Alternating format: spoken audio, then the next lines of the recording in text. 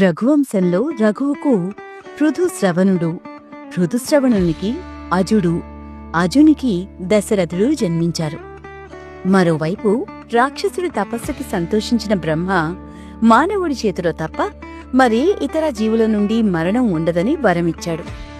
వరం పొందిన రావణుడు అహంకారంతో 3 లోకాలలో విధ్వంసం సృష్టిస్తూ స్త్రీలను హింసిస్తున్నాడు.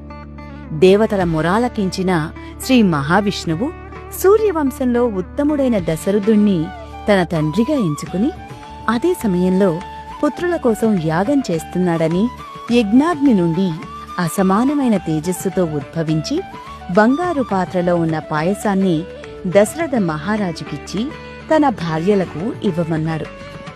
తతో యజ్ఞే సమాప్తేతు ఋతూనా షత్సమత్స్యయు తతశ్చ ద్వాదశే మాసే చైత్రే నావమికే తిథౌ నక్షత్రే దితిదైవత్యే స్వోచ్ఛ సంస్థేషు పంచసు గ్రహేషు కర్కటే లగ్నే వాక్పతా బిందునా సహ ప్రోద్యమానే జగన్నాథం సర్వలోక నమస్కృతం.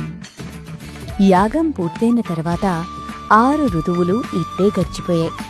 చైత్రమాసంలోని 9వ రోజున అదితి అధిష్టాన దేవతగా ఉన్న పునర్వసు నక్షత్ర లగ్నంలో సూర్యుడు, కుజుడు, శని, బృహస్పతి, శుక్రుడు కర్కాటక లగ్నంలో శుభస్థితిలో ఉన్నప్పుడు విశ్వానికి అధిపతి అయిన విష్ణువు తూర్పు దిక్కున నిండు చంద్రుడు ఉదయించినట్లు కౌసల్యాదేవి యందు ఇక్ష్వాకు వంశానికి శాశ్వత కీర్తిని అందించడానికి లోకరక్షకుడైన శ్రీరామునిగా జన్మించాడు. అన్ని సద్గుణాలతో నిండినవాడు భరతుడు పుష్యలగ్నంలో కైకేయికి జన్మించాడు. సుమిత్రకు లక్ష్మణుడు, శత్రుఘ్నుడు కర్కట లగ్నంలో ఆశ్లేష నక్షత్రంలో జన్మించారు. పరబ్రహ్మ స్వరూపుడు నారాయణుడు 4 రకాలుగా అయ్యి ఆ దశరథునికి తన అంశతో పుట్టాడు.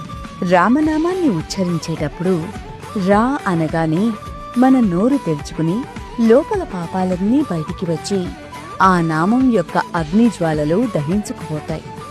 అలాగే మా అనే అక్షరం ఉచ్చరిస్తే మన పెదవులు మూసుకుంటాయి. కాబట్టి పాపాలు లోనికి ప్రవేశించలేవు.